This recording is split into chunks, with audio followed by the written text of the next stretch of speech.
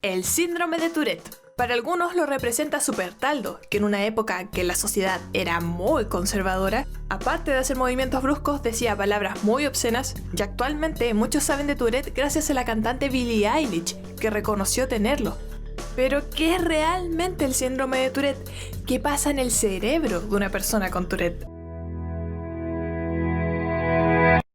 Esta es la historia de Carlos, un niño de 8 años que tenía una vida normal hasta que de repente empezó con un montón de tics y por más que intentaba controlarlos no podía hacerlo. Imagínate lo que es eso, no poder controlar tu cuerpo.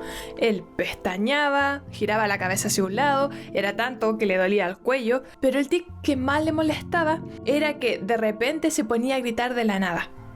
Y le daba mucha más vergüenza también, porque atraía miradas de mucho más lejos. Por supuesto, las burlas empezaron entre los amigos y en el colegio.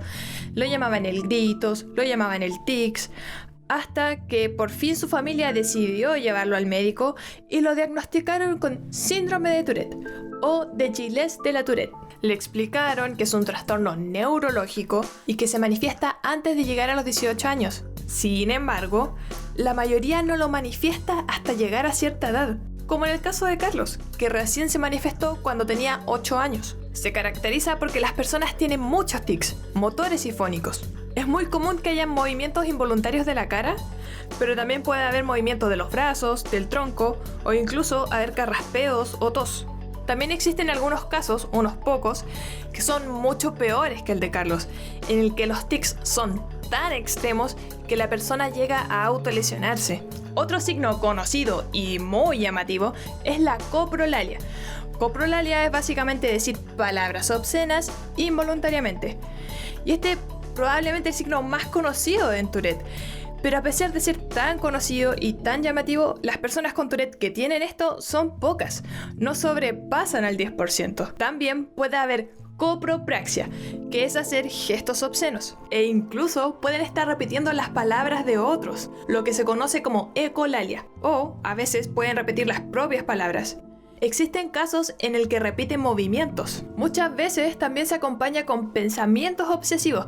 En el caso de Carlos era ordenar los juguetes de cierta manera siempre. De a poco Carlos empezó a sentirse solo, no comprendido, inventaba cosas como que estaba enfermo de la guata para no ir al colegio, pero uno de sus compañeros, que a veces hablaba con él porque este compañero era más bien tímido, empezó a darse cuenta de la situación, porque él tenía un familiar con Tourette. Y un día terminó contándoselo a su mamá y a la señora se le ocurrió hacer un día de concientización para ayudar a Carlos. Concientización sobre todo en ese curso. Además, Carlos contó su experiencia y esto ayudó mucho porque bajó mucho el bullying. A pesar de que había un niño que seguía insistiendo en molestar a Carlos, ya no tenía tanta fuerza porque ya no todos se reían y además no faltó incluso el que lo enfrentó. Así que bien por esa familia, muy bien por Carlos. Eso sí, algo a destacar es que cuando se explica lo que es el Tourette, existe un gran problema. Y es que siempre se tiende a poner los casos más severos y llamativos. Yo misma lo hice. Partí citando a Supertaldo, que es un caso severo y que además tiene coprolalia. Pero esto genera el problema de que las personas empiezan a asociar Tourette solo con los casos más severos. Y pasan desapercibidos los casos más leves de Tourette. Y ojo, que esto no se hace con mala intención. Es una forma de dejar en claro lo que es Tourette. Facilita el aprendizaje bajo la impresión.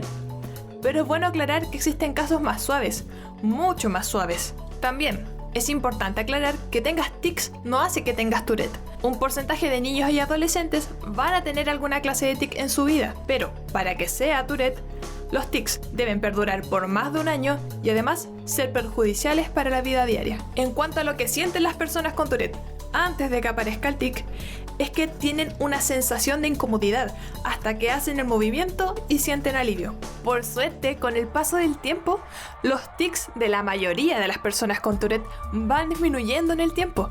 Es súper difícil que se mantenga de manera grave con el paso del tiempo cuando se llega adulto, aunque lamentablemente en algunos casos esto sí se mantiene. Con la ansiedad los tics se exacerban, pero no es la causa de los tics, así que no vaya a decirle, oye, cálmate, deja de estar ansioso.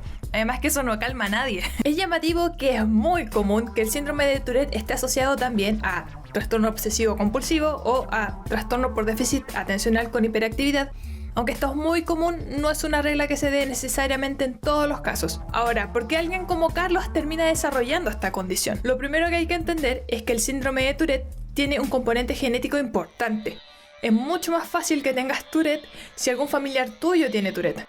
Pero también es mucho más fácil que lo tengas si tienes un familiar con trastorno obsesivo compulsivo o trastorno por déficit atencional con hiperactividad. Esto porque está muy relacionado genéticamente, sobre todo con el obsesivo compulsivo, al menos alguna de sus variantes. Y como casi todas las enfermedades y como casi todas las condiciones, tiene un grupo preferido, en este caso, hombres. Es mucho más común el Tourette entre los hombres. Ahora, ¿por qué termina ocurriendo el síndrome de Tourette? ¿Qué pasa en el cerebro? ¿Por qué Carlos siente esa necesidad tan urgente de moverse y no puede suprimir esos movimientos? La verdad es que no hay nada claro aún. Hay varias teorías dando vuelta, pero nada está establecido. Una de las teorías se basa en investigaciones que muestran un papel importante para los ganglios basales, que son todas estas cosas que están profundas en el cerebro, ya que en investigaciones se ha descubierto que las personas con Tourette tienen anormalidades en estos ganglios basales.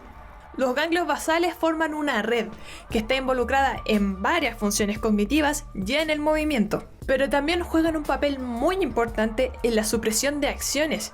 Y no solo eso, también en la supresión de pensamientos y en la supresión de emociones. Los ganglios basales envían señales inhibitorias a la corteza cerebral para que, por ejemplo, tu cabeza no se gire sin razón hacia un lado.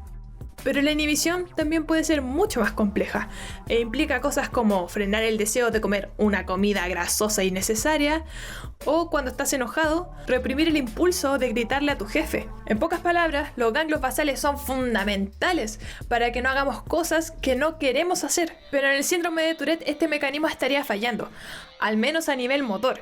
Y ahí es donde aparecen los tics. También destacar que se han encontrado otras anormalidades en este circuito de inhibición, por llamarlo así, que son algunos sectores de la corteza frontal. Es mucho más complicado de lo que te acabo de decir. Si quieres saber más, puedes buscarlo en la descripción. El primer tratamiento que te voy a comentar tienes que tener mucho cuidado porque aún está en fase de estudio y se ha aplicado en grupos muy pequeños. Pero lo que se ha visto es que las personas que tienen un peor Tourette, los casos más severos, tienden a tener menos hierro en sangre. Y otras personas han tomado este hecho y han suplementado con hierro. Y han visto que baja la severidad de los tics, incluso en niños que no tenían déficit de hierro. Y esto es muy llamativo, porque en el síndrome de piernas inquieta, que también tiene que ver con este sistema de ganglios basales, se ha visto que tienen menor hierro en sangre. Y no solo eso, sino que cuando les inyectan hierro, hay gente que derechamente se cura y otras personas le bajan los síntomas. Y este es un tratamiento que está mucho más establecido. El hierro es necesario para la mielinización de los nervios y afecta la sensibilidad de los receptores de dopamina D2, que son sumamente importantes en el circuito que comentamos que estaba implicado en Tourette. Tengo que advertirte que si tienes Tourette, por favor no te vayas a suplementar solo con hierro. Tienes que supervisarte, porque el hierro tiene muchos efectos secundarios y bastante feos. Además, tiene que ser una cantidad grande, porque tiene que llegar realmente al cerebro, tiene que pasar la barrera hematoencefálica. De hecho, en piernas inquietas no te dan suplementación. A estas alturas te inyectan el hierro y te hacen un montón de cálculos con tus exámenes de sangre para asegurarte que no mueras. Te lo digo por experiencia propia, ya lo voy a hablar en otro video. Otro tratamiento que se ocupa en casos severos es la estimulación cerebral profunda. Esto es básicamente un electrodo que se pone en el cerebro y luego se enciende por control remoto y detiene los movimientos.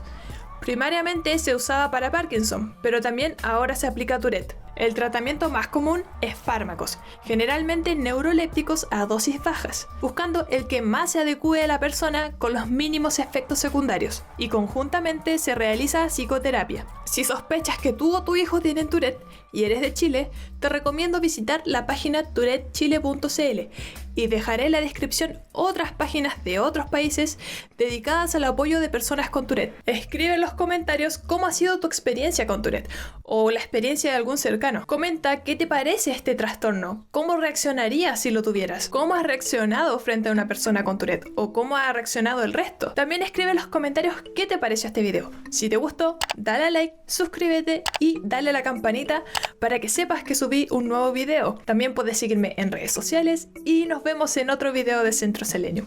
Hasta la próxima.